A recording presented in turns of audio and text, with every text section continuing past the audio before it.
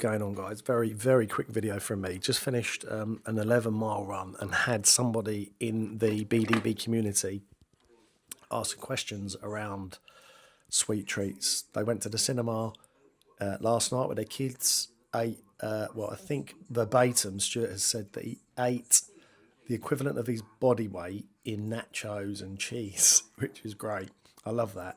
Had like loads of Coca-Cola, popcorn, blah, blah, blah. And he feels a bit guilty this morning when training. So we haven't really covered this, so I want to cover this now. And I'm just going to show you my fridge. I think this is the best way. This is my fridge. And in there is what I had last night. That is what I had.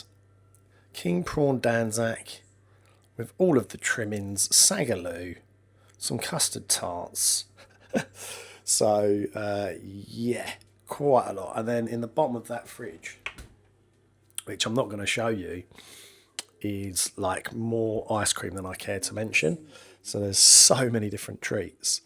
So the reason I say that is because I don't think when we talk about nutrition, I think what's really important is to apply the 80-20 rule.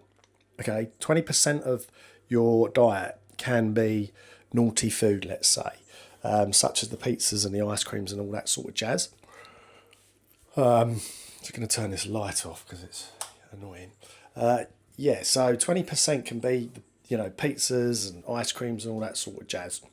But in some cases, I would actually encourage it, because when you start training, if you're like doing 5Ks or half marathons or even weight training, it's really difficult to get the calories on board that you need when you start eating clean food. When you're eating a chicken breast and the broccoli and the rice and all that sort of jazz, it's really difficult to kind of get the calories on board.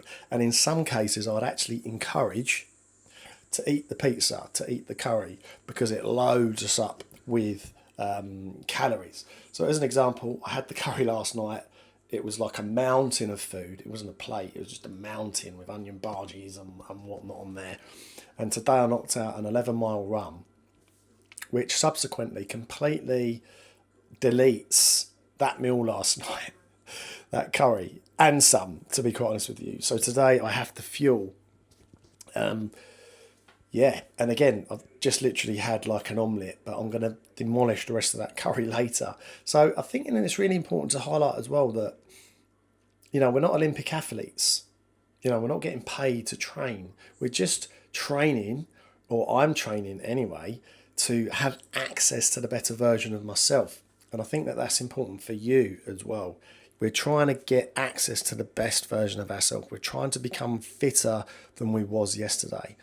And I think when you start, and again, this whole video is around eating treats, okay?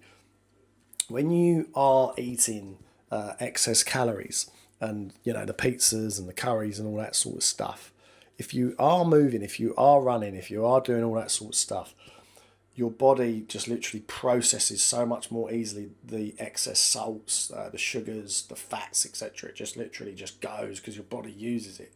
And I can talk from first world experience, because, as I say, I've literally probably, the best part of about an hour ago, just got back from an 11-mile run.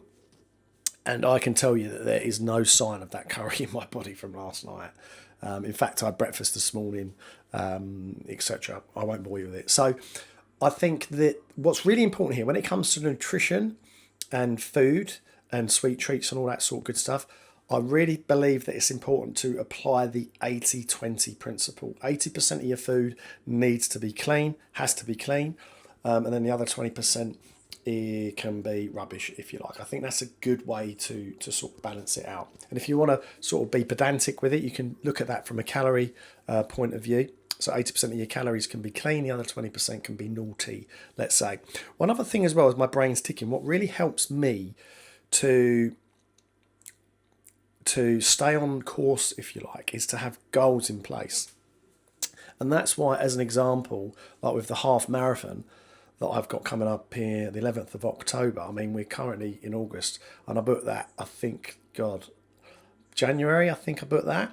And knowing that I've got that date in my mind and that I have to turn up and be on that start line on the 11th of October has kept me on the straight and narrow with regards to running. So, and this kind of ties into eating naughty food, if you like.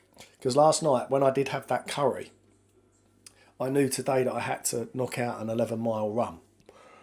So that enables me to still consume naughty food, let's say. Anyway, I hope that's helpful. Please, if you like this video, please consider to give it a little thumbs up. Subscribe if you want to see me on my half marathon journey. Really appreciate it. And apart from that, I'll see you in the next one.